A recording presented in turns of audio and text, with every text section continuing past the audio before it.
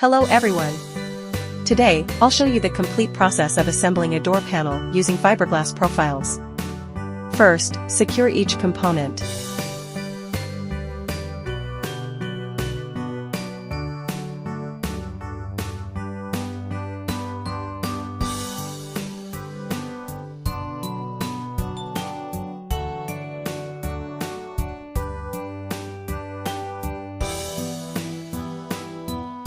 After securing the components, connect them using screws.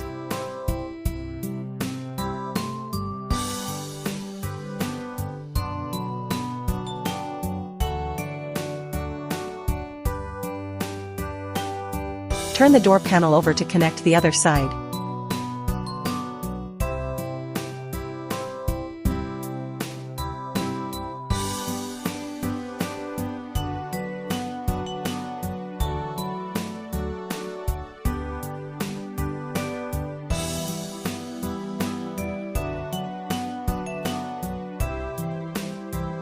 Use screws for the connection as well.